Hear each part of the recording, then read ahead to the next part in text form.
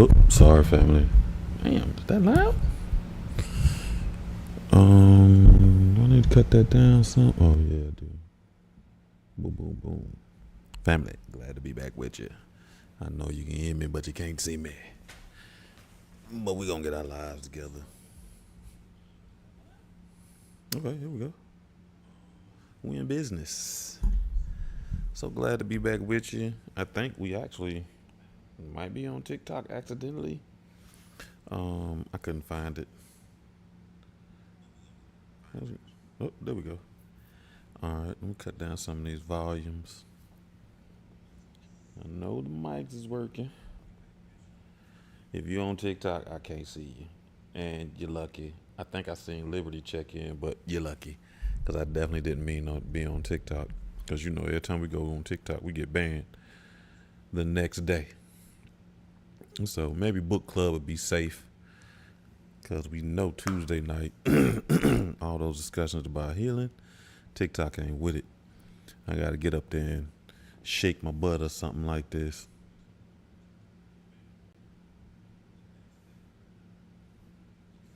Yeah. All right. Well, maybe I'm not. We ain't gonna sweat it. We're gonna keep the party going like it's been. So glad to be back with you for another episode of Thursday Night Book Club. If you are new here, this is Soul Swami Live. This channel is dedicated to all things healing, whether it be through general conversations. We do homework. We have prompt questions. We learn about new topics. We do live energy readings. And Thursday, hence we are here, was a spinoff of our Tuesday night show. And it was in an effort for us to be able to allow a space for us to reconnect with the child in us by having someone read to us. This week, you can catch us every Tuesday and Thursday for the most part. Um, yeah, I'm laughing, but I'll say that in a minute. Catch us every Tuesday and Thursday, guaranteed to be on Facebook, YouTube, and Twitch. By fluke of design, we'll occasionally be on TikTok. Like I said, TikTok, they ban me every time I go live. They were like, yo, content is not what they trying to promote. And then and I brought what's that Instagram back. So welcome Instagram, Dog Whisper. I seen you check in for a second. I don't know if you get to stay. I think you had basketball practice or something like that. So if you're new here, we generally start our shows off with some energy work. And this week we are on our sacral. Oh my God, I've been seeing so much sacral based decision making over these last few weeks. Has been crazy. Been bananas. B-A-N-A-N-A. Yeah, it's been bananas. So many people making decisions with their private. I seen this woman just post the whole video. Post this whole thing about how she ain't even like dude, but since they was already having intimate relations, she decided she wanted to make it work. You shouldn't have gave it up too soon if you know that that's where you be making up your decisions from. But anyway, so we are on the sacral. The sacral is a space for your sexuality, your emotions, your creativity, your pleasure, and your relationships. It's one of the reasons why sex is so important to many of us, because it is our sacral area and it is the center of a lot of relationships. The element for your sacral is water. And if you are into essential oils, you want to think of rose, patchouli, orange, clary. And if you are into stones, again, I say this every time. I gave a tiger's eye away, and I swear I was policing them. Like, hey man, you still got that tiger's eye? But tiger's eye, carnelian, amber is good for that. Orange calcite and citrine. Bronzite is good too. And did I tell you the element for that is water? So we generally start our shows off with some sound therapy. And we're gonna do that. Then we do a breathing exercise. Liberty, again, I know you somewhere in this earth. So I think we're gonna do box breathing again. It's your favorite. I can't find you though. Maybe you gotta share my live with me on TikTok, cause usually I'd be able to find it, but probably cause they mad at me too. Like, man, you ain't going live no more. Nah, bro. Y'all gotta keep them people up there shaking their butts, doing. There I go. Hey, boop boop boop boop boop. Oh, Liberty, is the words right in the middle of the screen? Jesus Christ. Hold on, let me move that real quick, family. That's bananas.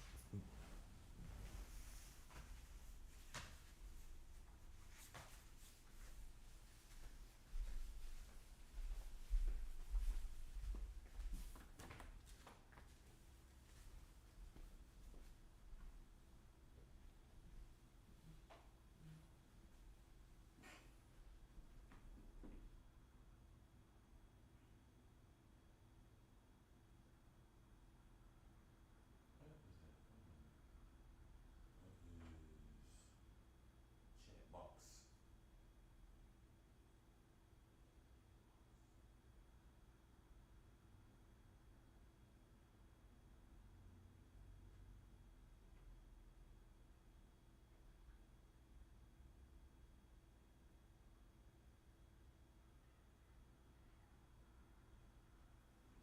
All right, man. Diamond, where you at? Yo, that is a good mic. I'm in a whole nother room and it's still picking me up.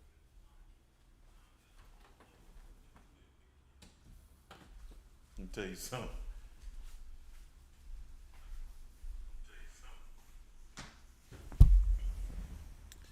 If you are looking for a quality microphone, you just bear witness to the quality of this microphone. So, it is an Audio Technica. So I paid a little penny for it. So, but it's still affordable in the game of microphones. I ain't pay that much. But if you're looking for one, you just heard I can be in a whole nother room, and my space is not that big, but big enough for one person. It's what, 1,600 square feet? I don't know. 16, 18. I don't know. It's something like that. It's big. If you've been here, you know it's big space. Everybody loves my space. But anyway, sorry, I'm distracted by the quality of my microphone. Liberty, I'm glad you went back to Twitch, man. I need to, you know what? I need to just have, I'm going to just do an episode on Twitch and force everybody to go to Twitch so I can start getting them. I need y'all to be able to earn them points. You earn points on Twitch, and I need you to be able to play games and win stuff that the other sites don't let you do. So I don't know. We're going to see how TikTok goes today. Also, Liberty, let me know, because I know you here. I moved my quality back up. We've been streaming at 720. What you remember, we was having all those stutters. So I brought it up to 1080 again. So hopefully the quality looks better. Can you tell? Can you tell? Does it look clear? I don't know. I can't tell. Let me know. Happy Friday Eve. So, it's funny because, you know, they got that, let me stay focused. I'll talk about this period. We're going to hit our sound bowl first.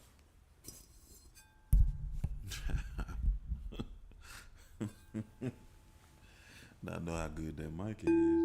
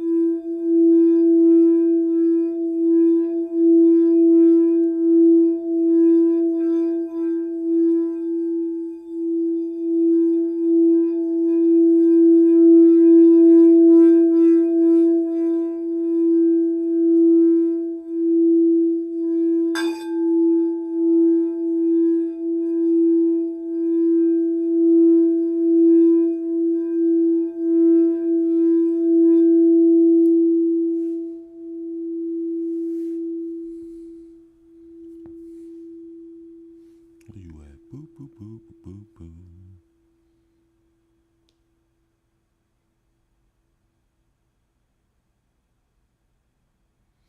Hey, listen.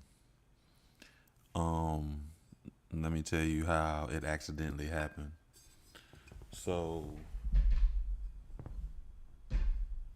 I use my streaming thing to allow me to stream to multiple sites at the same time, right? So I generally have to log in and set everything up, every site up with one login, but that'll be the only login that has everything set up. So what I mean is once I log into my streaming software with Facebook, I can set up all my other accounts, my YouTube, my TikTok, my Twitch, Kick, and anything else I want to set up, I set it up. So they'll all be set up perfectly for me being signed in on my Facebook account. But the wild thing about that is, for it to work at some point, I had to sign in on every site, right? So every so often, as a security measure, they just logged me out of them. Like, hey man, you out of this. So YouTube logged me out. It was like my security thing expired, so I got to relog back in. But when I log in with YouTube, ain't nobody else set up. So I got to log in with YouTube so it can connect, then log back out and log back in with my Facebook because everything's set up on Facebook. So when I logged back in, it already had TikTok checked. Like, hey, you can get back on TikTok. So I feel like maybe the universe saying that we need to give it another try because you know me. I'll be like, hey, I stand on business when I boycott. You can only tell me so many times that the content and the work that we're trying to do, which is healing and not some of the other things that get props on TikTok, you can only tell me so many times that my content ain't what you trying to do, and I'll move on. Because if you're not trying to promote the betterment of people, my question really becomes, what are you trying to promote?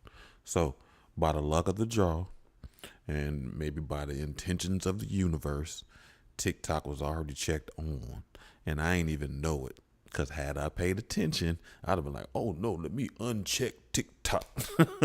Right, right, right. So I wasn't paying attention. I was trying to make sure I add Instagram again. Because we funny about them too. But so when I added them back, they let me be on. TikTok was like, hey man, you back. Congratulations. But everybody, for real, thanks for joining. If you're on TikTok, this is your first time. Sorry that this is your first time because you've been missing a fantastic time that we had. This is Thursday Night Book Club. We are reading, what we reading, family? Lucretia and the Kroons. Yeah. But I was laughing a little bit earlier. We did our sound. Now we're gonna do our breathing exercise. And for you, Liberty, like I said, we're gonna do that box breath, 4-4-4. Let's make it happen. If you're new here, box breathing is you breathe in for 4, you hold for 4, and you release for 4. We're gonna do that 3 times, family. So all you really have to do is just focus in on your breathing and clearing your thoughts and cleansing your energy, and just focus on the wellness, your good intentions, and I will do the counting for you so you can just relax and listen to the sound of my voice. That'd be great. So do on the count of 3. 1, 2, 3. Breathe in 4, 2, 3, 4. Hold 4, 2, 3, 4. Release 4, 2, 3, 4. Breathe in 4, 2, 3, 4. Hold 4, 2, 3, 4.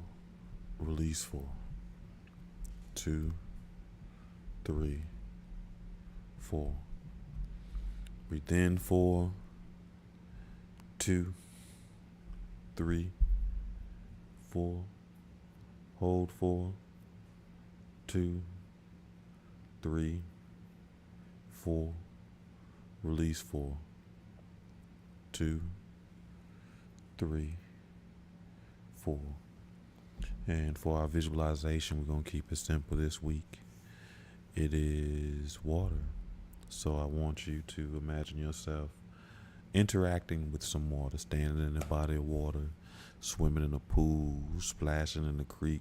Think of a space that you feel good. You could even be at a water park going down a water slide, but give you a space that brings joy and allows you to interact with water, right? Even if you're feeling confident enough to shed a little tear, because through your own tears will you be healed.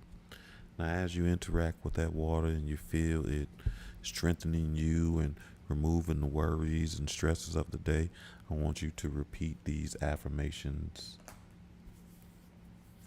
after me. I am a creative being. I deserve to enjoy life. I am emotionally balanced. I welcome sensuality into my life. I am worthy and lovable. I am a creative being. I deserve to enjoy life. I am emotionally balanced, and I welcome sensuality into my life, and I am worthy and lovable. Yeah, so do do do do do do do do do. All right, family. I forget where. I think Lucretia is finally, well, I don't even know if she's finally getting it, but I think her friend is kind of letting her know that she has passed and it's her time to move on. But Lucretia is caught in her own horrors and own worries. But I don't think it's kind of kicked in on her yet. I don't think she's realizing what her friend is saying to her. But yeah, that's where we are in the book. On another note, I've just been jiving. So I got a little extra time now. So I'm one of those people. I remember when the government shut down, I never really knew what that meant. But now I do some I don't even work for the government, which is wild, but we do some federal contracting. When the government shuts down, many of us are affected by that as well. So I'm one of those people who are currently, I don't know what they call it, furloughed, which I laugh at all the time. That's laid off, but you can't file for unemployment furloughed, which is bananas. But yeah, so we might spend a little bit of time on here more than we have as of lately, because we got a little bit of time so we can focus on ourselves and energy. Where we at? I downloaded another book. I don't know if we're gonna do it, so I feel like we're gonna finish Lucretia tonight. But I downloaded another book that we might start, and I don't know if I'm going to. I don't know how I want to do that book, but it was just kind of in my spirit. Well, it wasn't in my spirit. I was just on this path to find some stuff, and then it got on me. So I actually was trying to change my routine. But when I wake up in the morning, one of the things I normally do is lay in the bed a little bit and scroll through social media. But I definitely started recognizing how that energy first thing in the morning raises my anxiety. You know what I mean? Like, so I didn't like the way that it would make me feel. So now my heart rate all fast and my anxiety all high because I was just looking at social media, right? So in the effort to change that, I'm trying to find other things to do. and I went looking for audiobooks, which I'm very funny about audiobooks, but finding what I need to find on YouTube and allowing it to play, yeah, it could be crazy. So I wound up going for these audiobooks, and the first one that popped in my mind was literally one of the books that I loved as a kid that made me proud to be a dark-skinned man, which is funny, was Message to the People by Marcus Garvey. And the funny thing, when that book popped up, of course, I started playing that. But man, they did the worst thing ever. And I just don't understand. Just don't understand. Because if you know Marcus Garvey, this is an oxymoron. So the person that was doing the narrating, the audio version of the Marcus Garvey book, sounded like an old Southern general. And he was like, "Now let me tell you something. You go down." And I was like, "No, listen, that does not." First, Marcus Garvey's from the islands. Not to say that you need to get somebody with a Caribbean accent to do it, but you definitely can't get one that sounds like a Confederate general soldier, Confederate general to read that book. But anyway, when I told the brothers about that in men's club, they were like, "Well, maybe that's the energy trying to tell you you need to read that book." So depending on where we get with this, we might mess with Marcus Garvey next. And I do kind of want to be a little more intentional with the books we read, because now they just kind of been suggestions and things like that. Well, I still do suggestions, but I definitely want to make sure we start throwing books in there that not only helps us address our connection to our inner child, but actually expands our knowledge base and increases our tools to be able to be a little more confident and to raise our self-esteem. So, all right, enough of all that jaw jacking. Back to the book.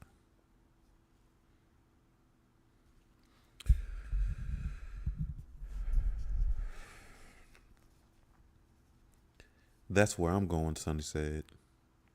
"Why do you want to go there?" Lucci asked. It sure didn't look nicer than Sonny's apartment. "I know how it looks on the outside," Sonny said, "but inside the stadium, it's a very happy place. Alice would take me up to Gate C, the home plate entrance, and I'll walk through. Everyone who makes it inside is at peace. The bright and warm day, you can take a seat in the stands or run around with the other kids down on the field. There's no pain in there, no need for hospital visits. Doesn't that sound nice?" Sonny didn't look at Lucci as she spoke, and her voice seemed to float. Lucci looked down on her feet. "You make it sound like heaven," she said.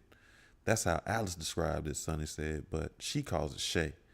"What is Shay?" Lucci asked. Sonny shrugged. "Once Priya told me that in her family, they call it Moska instead of heaven. And Shaz from 3A, they're Persian. She said they call it paradise."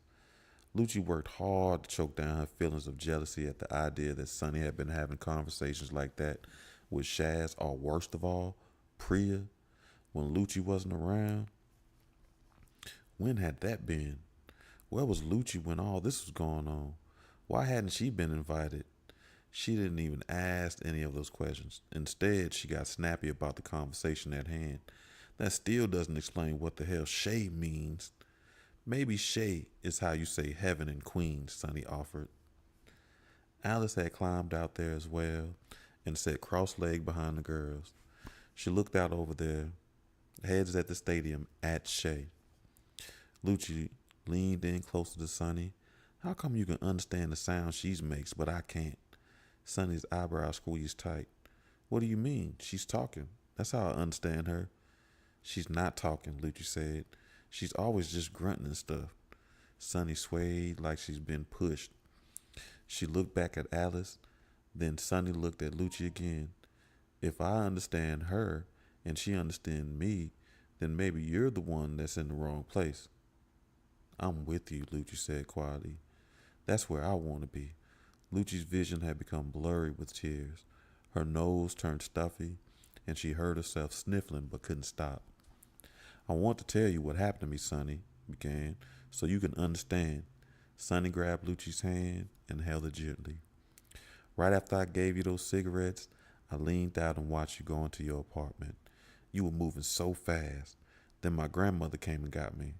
I wasn't feeling too good when I leaned back in, like I couldn't really breathe. So gone.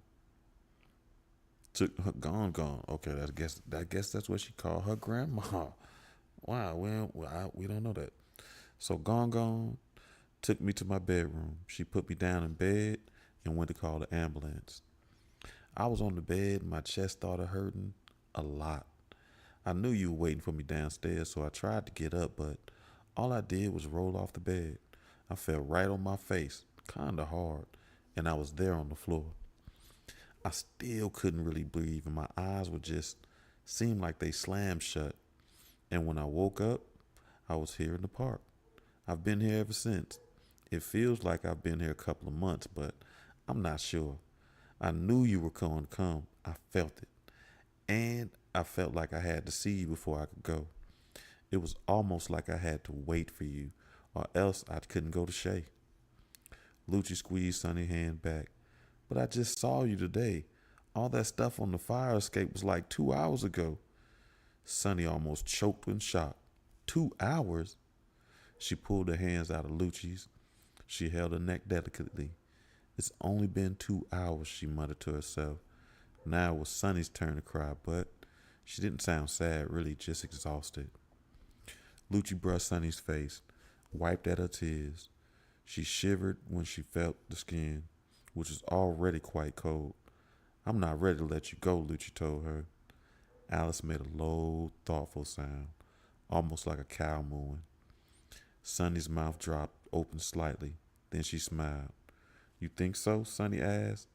Alice repeated the sound. What is it? Lucci asked, looking at Alice and back to Sonny. Sonny hugged Lucci so tight. Alice says you don't have to let me go. You can come with me. You can go to Shay too. Lucci looked toward the end of the park quickly at the blue and white stadium walls, and her heart sped up. She even smiled, just like Sonny was doing, but she wasn't sure why.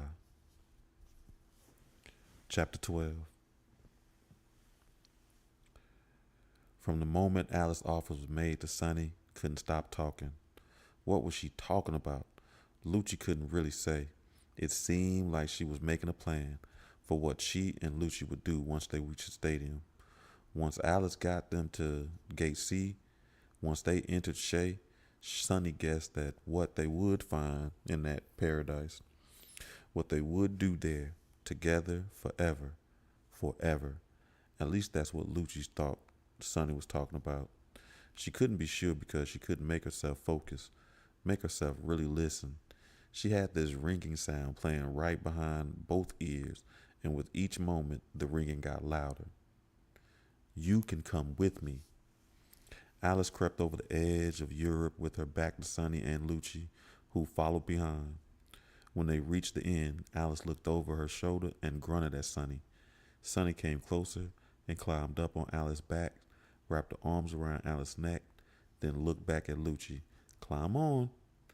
Lucci heard that, at least. She walked over and did exactly as Sonny had done. The two of them fit on Alice's back perfectly. They both wrapped their arms around Alice's throat. At this point, Lucci didn't even pay attention to the missing jaw, the moist skin of Alex's neck. She was used to it by then. Compared to going through Gate C, it didn't seem that scary. And there was the truth of it, the thing Lucci couldn't hide from herself. She didn't want to go to Shay, at least not yet. Lucci didn't want to die. Now Alice turned around so that the back of her faced open air. Alice grabbed onto the pair of steel beams, 2 latitude lines, and braced her feet between the same bar below. Then she climbed down the outside of the Unisphere with both girls on her back. Lucci and Sonny were basically dangling in mid-air 12 stories up, a fall that would kill them. It would spread their insides across the concrete like strawberry jam, And yet, Sonny continued to chatter happily. She'd seemed pretty practiced when she'd walked across the latitude line earlier, so maybe it wasn't the first time Alice had climbed down the side of the Unisphere with Sonny on her back. But it sure as hell was a first for Lucci. The ringing in her ears, the thumping of her heart, the sweat moistening her locked fingers, they were all aspects of her terror. She had to shut her eyes. Every second seemed like a century, and when she opened them again, she whimpered because the descent was far from finished yet. They were still 10 stories high, still so much further to go. I'll bet I get my hair back soon, too, Sonny continued. Don't you think so? I mean, I can't be bald there, right? It'll grow back and you'll brush it for me. And I'll comb yours and put it in braids. I want to let mine grow down, too. Still 7 stories up, much higher than Lucci's apartment. Lucci looked out across the park just to keep from looking down. There, Lucci suddenly shouted, cutting Sonny off. But Sonny wouldn't be stopped. Let mine grow down to like my ass. Alice, Lucci said, they're coming fast, the males. Having made the circuit of the park, having gone as far as the stadium gates, and finding no one, they had finally given up. They were backtracking, looking for the girls, but also distractedly scanning the ground. The Kroons walked slowly and close together this time. If the twins found something on the ground, this time they would have a chance to smoke it alone. The Kroons weren't barking or squealing, but silent. They almost looked tired, worn out. Maybe they were turning home to take naps. They hadn't seen the girls yet. Alice tried to move more quickly. This meant that ride down was even bumpier for Lucci and Sonny. The girls did their best to keep from hollering when their grips loosened, but the situation felt impossible. It was doubtful all 3 of them could just dangle there and let the males pass. Alice looked toward Sonny and huffed out a long groan, a communication that meant nothing to Lucci, but Sonny said, hold on tight. They were still 20 feet up. A moment later, all 3 of them fell through the sky. Lucci and Sonny cried out. The males heard them, but were so shocked that they were caught stiff, standing froze on the other side of the sphere. All 5 gawked at their sisters. Alice threw the grill work of the globe. The only one who didn't hesitate was Alice. She landed and the girls fell off, but it didn't even look back to check on them. There wasn't any time. She sped forward, stepping onto the concrete barrier and leaping across a pond of muck. She landed on the base of the Unisphere and braced herself against its bottom. She slammed her right shoulder forward and strained again against the steel sculpture. A long, high cry played from Alice's throat. Lucci clutched at her own neck when she heard the sound. Then there was a terrific cracking, an echoing snap, and the Unisphere rose just slightly into the air. It came off its cocked axis. On the other side, the male Kroons looked up, quite fascinated. Alice had hurled the world at them. The Unisphere plowed through the Kroons, and the 700,000-pound steel globe hit the twins and chucked directly. It crushed them. Lucci heard their bones crack, even from where she still lay. All 3 bodies were pulverized. What was left was liquid. The earth kept moving. The globe now caught one of Lefty's legs and his pelvis. The Unisphere rolled over it, turning both to powder. Lefty lay there howling, almost blind with pain. His right leg was gone. He flailed on the ground. He spat. He bled out. Lucci had raised herself to a seated position to watch it all, horrified and dimly elated, confused. Was it okay to cheer when the devil dies? The only male left was Pitt. who hadn't been hit directly. He was knocked on his back, dazed, but that was all. Already he set up. He watched with amazement as the unisphere kept rolling, clanging loudly as concrete crunched beneath it. That sphere didn't stop until it reached the closer meadow where it settled into the dirt and grass.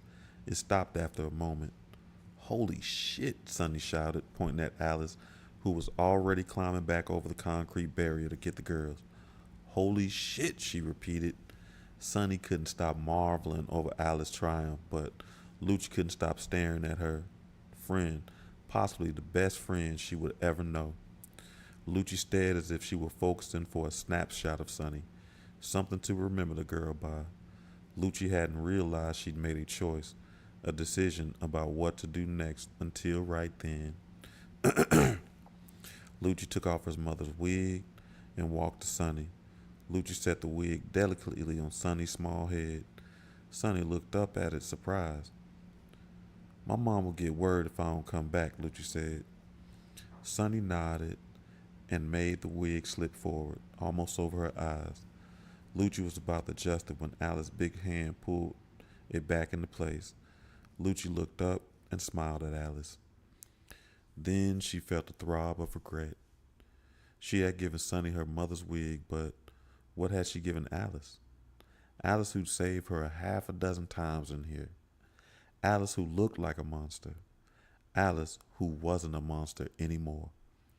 Lucci had nothing else to offer, so she waved for Alice to crouch. Alice did so a little warily. The last time she crouched in front of Lucci like this, Lucci had bashed her with a tennis racket. Indeed. Lucci brought her face right alongside Alice's. From there, she could smell Alice's burnt plastic body, and she couldn't avoid the gaping emptiness below her upper jaw. But Lucci didn't hesitate. She brought her lips to Alice's upper cheek. Lucci gave Alice the only thing she could. She kissed her gently. Friends, Lucci whispered, and Alice cooed in her ear. In a flash, Alice lifted up both the girls as easy as always. She turned to run toward the stadium, but before Lucci could resist, Sonny said, "She's not going." Alice barked out a handful of desperate-sounding notes. She looked across the barrier at Pitt, who was doing worse than when he first seen. He struggled to rise, a feeble growl lost in his throat. Then he stumbled backward again, flat on his back, still stunned. "She says you have to find some place to hide," Sonny told her. "We'll get Pitt to chase us. We'll draw him away." Alice set Lucci down. Lucci looked up at Sonny. Already, even from this close, it seemed harder to focus on her friend, to really see Sonny's face, as if it were already being erased, little by little, from her memory, if not her heart. "Hide," Sonny pointed out to the barrier. "Lie flat." Lucci followed the order. On her back like that. Okay, hold on. Doot, doot. On her back like that, she was hidden. Alice howled at the top of her voice, like a taunt, a challenge. Pitt sat up again, looking more like himself, menacing and maniacally focused. He found his sister's face. She stared at him and glared at her. He scrambled to his feet. Just before Alice ran, Sonny kicked her feet wildly, and her rain boots flopped off. They smacked the ground. Lucci had given her the wig. Sonny had given her boots in return. Sonny shouted, "I love you, Lucci." Lucci couldn't respond for fear of letting Pete know she was still there, but inside her head, she could hear her own voice loud as a siren. "I love you too, Sonny. I love you." Lucci lay flat and watched them go. Alice took off, carrying Sonny, horse and rider, exploding down the track, and Pitt chased after. Soon enough, they were all just figures in the distance. Now, there was no denying it. Lucci's best friend was gone. Chapter 13.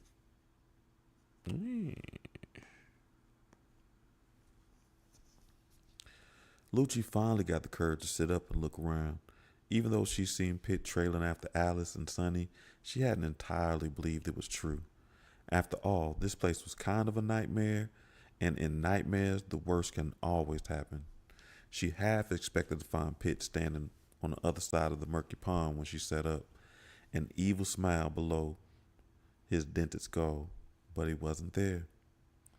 The place was quiet enough that she could hear herself breathing, and she listened to that. If she was breathing then, she must still be alive. If she was still alive, she could move. She stood, the concrete dug into her soles. Her socks were pretty much shredded, but she had a pair of rain boots. Lucci grabbed them and slid the first boot on. It felt so wonderful to have them between her feet and the concrete. Lucci stretched her foot and listened to the rubber stretch. The boots were purple with white polka dots, and right then, Lucci had never seen anything prettier in her whole life. She slid the other boot on, but something against her heel. She took the boot off, turned it upside down, and out fell Sonny's lighter. Lucci weighed it in her open palms. Its body was made of red opaque plastic. She held it to her ear, shook it, and heard the faint swish of the remaining lighter fluid. The last cigarette was the one in her pocket, so Lucci put the lighter in the other. She popped on the other rain boot. Go home, she told herself. Go home. But she didn't move. She did not go home. It was as if her body wouldn't follow orders. After a time, it seemed as though she was going to collapse. Lucci's body began to melt. Her knees buckled. It seemed as though the faint was coming on again. But do you know what made her do otherwise? What made her turn instead of start to run? The ice cream cake. It was sitting out on a plate in the middle of the kitchen. She imagined by now, all of it except the wafer cookie had turned into a soupy mix. That it had spilled over the plate and across the table and even run down the kitchen floor. One hell of a mess. Her mother would be so angry, and strangely, she wanted to hear her mother's voice so much right then that even a month of yelling at Lucci was preferable to the silence, the isolation surrounded her now. So she turned and made the long walk, following the concrete pathway until she reached the playground for lost children. She saw no rats, but still kept a good distance from the gates. She reached the first meadow, and here she found the upside-down unisphere. It looked like an enormous Christmas ornament that had fallen off its tree. Seeing it reminded her of Sonny. The two of them crouched on top and looking out across the park. How long ago had that been? Minutes? Why did it already feel like in her bones like it had been weeks? Lucci walked the meadow, but she moved slowly. She wasn't tired exactly, but sore. Deep down, heart sore. It took a great effort to lift her legs, and her shoulders felt heavy. By the time she reached the double row of trees, she could hardly stand. She had to sit beneath one of the great trees on its gnarled roots. She could see the next meadow. She knew the kitchen, the open window, the fire escape weren't far ahead, but she couldn't get herself to stand. The overcast sky thundered, and soon rain fell across the meadow. It fell on the tops of the trees and trickled down from the limbs to limbs until the drops reached the dirt. The rain fell on Lucci. She had leaned forward because she was tired, elbows on her knees. Her head and her back were soon wet. Her t-shirt stuck to her skin. A quick run across the next meadow, and she'd be away from all of this. Just get up, she told herself. Just get up. But she couldn't. The rainstorm grew stronger. Quickly, the meadow was drenched. Above Lucci, the tree limbs sagged with the weight of the water. Lucci looked up, and the rain doused her face. Had Sonny made it all the way to Gate C by now? Had she reached Shay? Maybe Lucci should have gone with her. Had she really been thinking of her mother's worry when she decided not to go with Sonny? Or was she just saving herself? The storm became a torrent. Lucci couldn't even see beyond the tree line anymore. The rain became like a great gray wall. It came down with such force that the ground seemed to shake. Lucci had abandoned Sunny. Why didn't Lucci fight harder to bring her back? The trees were no protection against the rain anymore. It came down so hard that it scoured Lucci's skin. What kind of best friend was she? Then Lucci heard an incredible loud groan. Not a living thing. Lucci squinted back to the meadow she'd come from. The groan came again. Her curiosity was finally what made her stand. She walked to the edge of the tree line, and what she saw, she couldn't quite understand. The Unisphere was disappearing. She could only see about half of it out in the field now. Once more she heard the groaning, the steel beams being battered, and while she watched, the Unisphere disappeared even more. That's when she finally understood. It's shrinking, Lucci whispered. The whole meadow had turned into mud under the tremendous rainstorm. The steel globe rose and fell, now bobbling as if it were a plastic ball in a pool. There was one more groan of metal, and just like that, the entire Unisphere, 12 stories tall, was gone, sucked down into a sea of mud and lost. Lucci tried to turn and run, but found that she couldn't move. But this time, it wasn't because she was too tired or too scared. Her rain boots had sunk into the dirt. They were in the mud all the way to her shins, and the rain continued to fall, a deluge. Lucci strained and pulled one boot out the soft earth. She stepped backward and barely got the second one out. She'd taken a step back, but now the ground beneath her feet was already softening too. The boots soles sank into the dirt.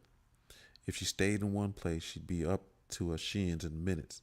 She had to run out beyond the trees into the next meadow, get away. She ran out into the open. Without the shelter of the trees, the rain hit her hard as a punch. She ran 3 steps and was knocked down, face first to the ground. When she put her arms out to push herself up, her hands sunk down to her wrists. Lucci scrambled to her feet. The rain fell, and she could barely see a few inches ahead of her. Her face was slick, her hair already soaked and heavy. 3 more steps. She sank again, her legs lost, below the knee. The mud surged around her. The meadow had become a swamp. 2 more steps, and she could hardly move forward. But she was sunk down to her waist. Her breathing sped up. She paddled forward, but in a second, the mud was up to her chest. How much further did she have to go? She couldn't tell. She couldn't see. When the mud was at Lucci's chin, she simply couldn't keep going. She was stuck, and the rain continued. Lucci had abandoned Sonny to save herself, and now look what happened. I should have stayed with you, Sonny, Lucci said as if she was issuing an apology. With her mouth open, the mud flowed in. She spat it out and tried to move, but which way was forward anymore? The rain obscured the world. It overwhelmed her like grief. That is what she's experiencing, grief. The worst thing in life was to be left alone. That's what Lucci felt. And yet, that was how she found herself. Lucci desperately gulped in one deep breath. Then she sank into the mud. All gone. Nothing left. And she had no one there to save her. Chapter 14.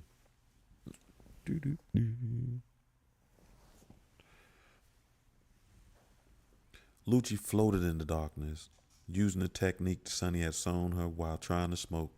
She filled her lungs before going under. Now she held her breath. She couldn't see anything, not enough to tell east from west, north from south. She sunk down below and the mud found another layer. She kicked her feet and paddled her arms, but couldn't be sure if she was moving back up towards the surface or just swimming deeper down. It was darker than a starless night down there. This was the longest darkness, the shadow without end. I know that's right. Woo! This was death. She floated in death and didn't know how she could ever find a way out. Her cheeks burned, her throat tightened, her lungs were already strained to hold on to the oxygen inside them. But how long could that last? In a minute or two, maybe a few more if she was lucky, she was going to have to open her mouth. When she did, she swallowed all that death around her. She would drown in it, and that would be the end. But Lucci Gardner wasn't ready for her end just yet, thank you. She kicked harder, swam upward, at least hoped she was swimming upward, but she couldn't tell and became confused. She changed direction, but that wasn't any better. She might have just sent herself back where she'd been a moment ago. Lucci needed help seeing. She needed light. As her lips straightened open and her lungs demanded air, she reached into her pocket and pulled out Sonny's lighter. I know that's right, the bearer of light. It might sound strange, though. In 6D, this wouldn't be the first time, but Lucci knew the lighter would work. Even though she was utterly engulfed by this void, though she swam in this death, she knew the lighter would still work. It had to. She flicked the lighter plunger, though she couldn't see the lighter in her hand. She only felt it. She flicked it again. When the flame lit, she nearly opened her mouth and cried out with joy. She stopped kicking her feet and floated. She held the lighter in one hand and held its flame out. But what did it really help her see? Only more and more of the same nothing. It was like being trapped at the bottom of the ocean. What would you see with the light but more of the same? The darkness surrounding her went on too far, too long, for the light alone to show her some path to safety, to life. She needed a trail to follow, like a lifeline. I know that's right. A healing path, you hear me? Back to the surface, but she hadn't been sprinkling any crumbs on the way down. What to do? What could she follow? Her lips trembled and her throat burned. That feelings reminded her of smoking. Lucci pulled the last cigarette out of her pocket. She held it up, clenched her lips. When she and Sonny had been puffing away, hadn't they watched the smoke curl up from the tip of the cigarette and go floating towards the sky? A gray ribbon you can follow with your eyes. I know that's right. Lucci had been holding her thumb down on the plunger of the lighter this whole time. The flame flickered, the lighter fluid burning away.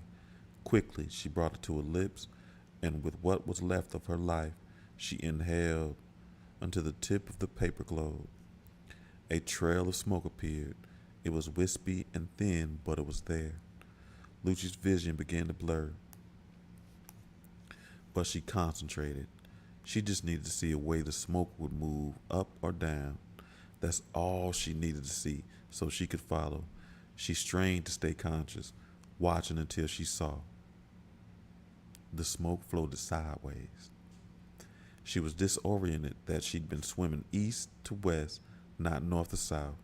She held the cigarette between her lips, and it remained lit in the darkness, and the smoke trail that floated up from her mouth looked like an arm of a snorkel. Lucci swam furiously. When the lighter died, she let it go. By then, she had already knew the right direction, so she just kept going, cigarette still between her lips.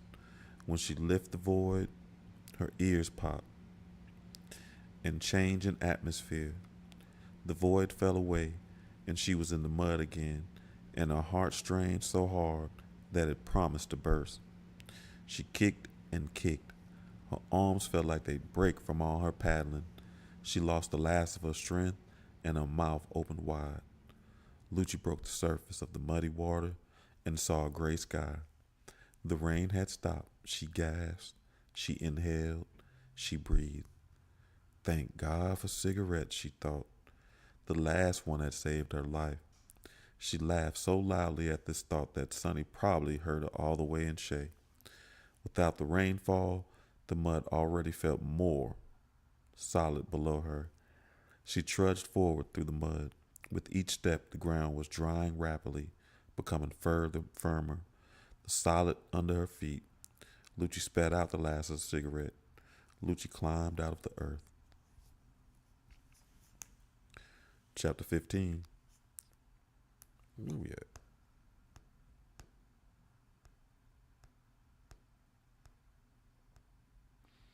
If I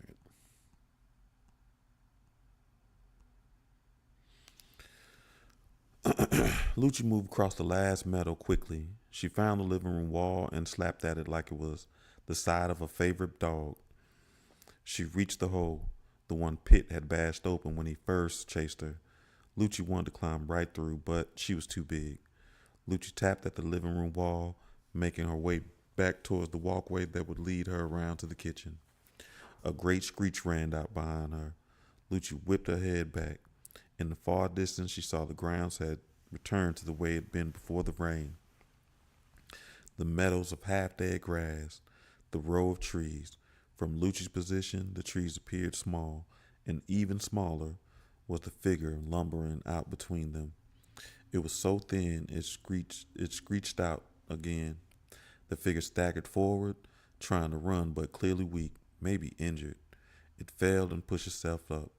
Lucci squinted. Was it Alice? She couldn't tell. It could be Pitt. It barked now. It ran toward her. Lucci booked it all the way down the walkway. She passed the door that half of off its hinges. From inside, she heard once again the flapping of 1,000 little wings, the flying rats in the lair. Lucci entered the kitchen. She ran to the window. She felt the chill of a winter breeze, fresh air on her face. She heard heavy footsteps beating down the hallway floor. Alice or Pitt was close behind. Lucci didn't climb out the window. She practically flew.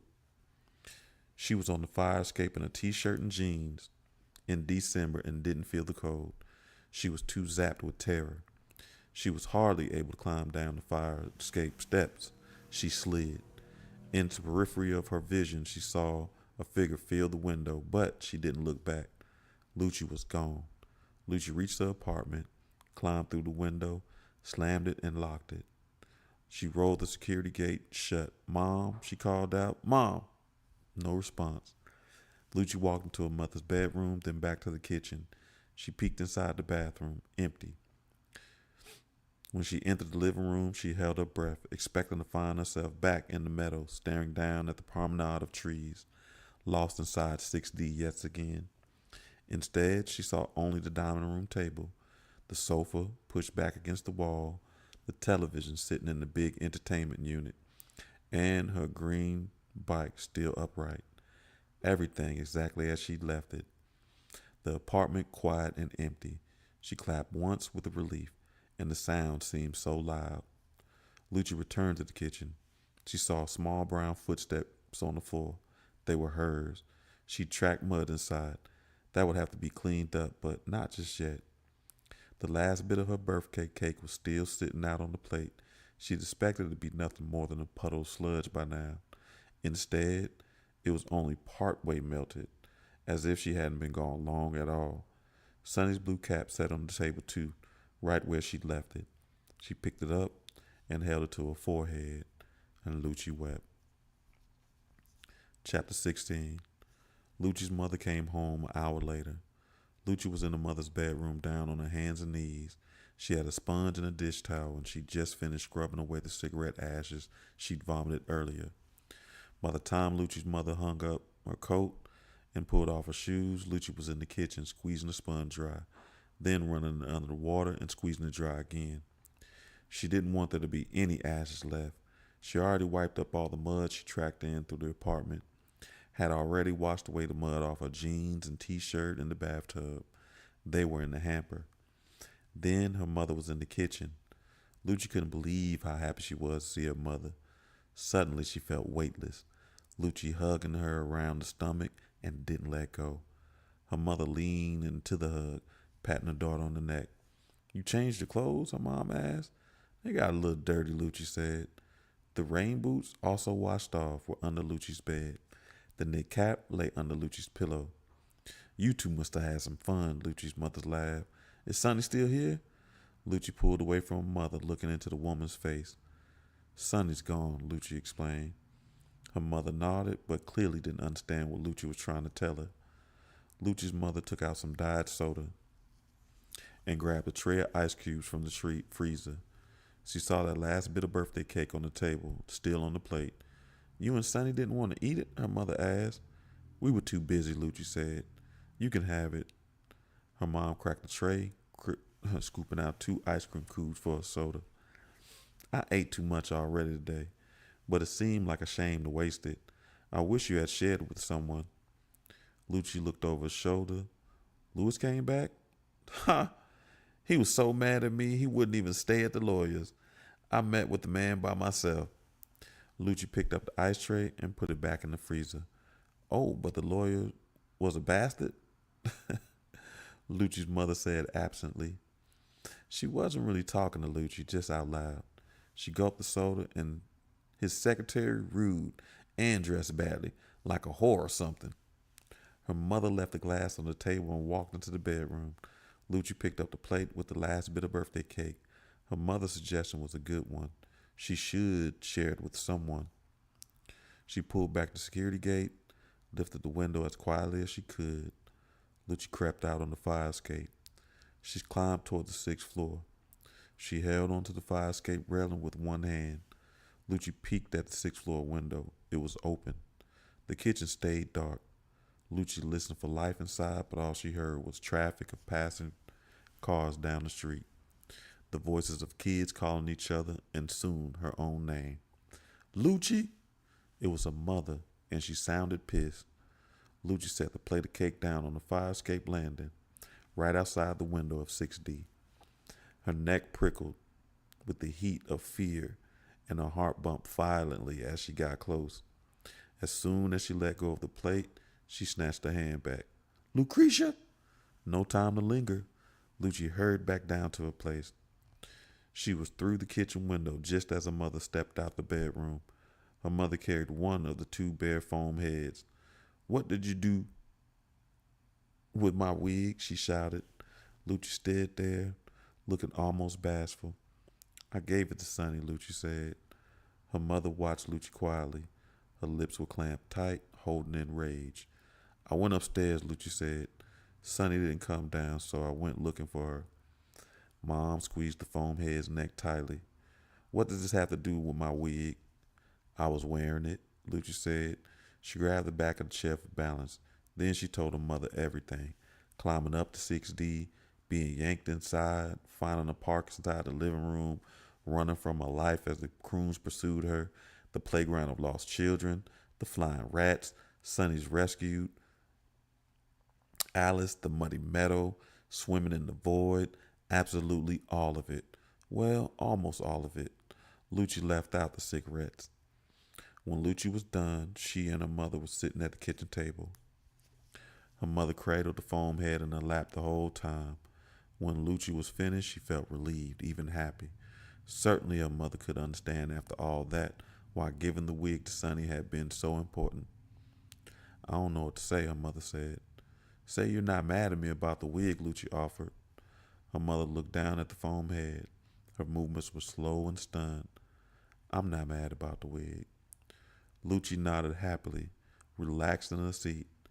But you don't really think, her mother began. I mean, Lucci, please tell me you're joking. You don't really believe any of that happened, right? You think I made it up? Lucci asked. She felt as if she'd been stung all over her face. Her mother looked up from her lap. Her eyes were moist. Her jaw hung aslant. Her lips were open. Lucci didn't try to argue. Instead, she hopped out of a chair and marched to her bedroom.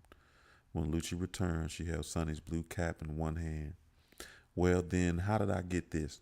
She took the knit cap, its pom-poms dancing. Her mother looked at her daughter's evidence. It's just a cap, she said quietly. But you should have seen my clothes when I came in, Lucci. They were covered in mud. Bring them to me, her mother said. Lucci went and yanked them from the hamper. The clothes looked worn down, wrinkled, and wet, but they were clean. That's just 'cause I scrubbed them, Lucci shouted.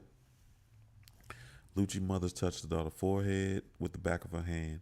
She dropped her hand and watched Lucci with grave seriousness. Go to your room, her mother said, her voice lacking any emotion. Lucci didn't know what to do. Just then, she got up. Her mother didn't believe her. Slowly, Lucci's mother shuffled back into the bedroom. As she did, she looked over her shoulder at Lucci one more time. A look of confusion, pure bafflement was there.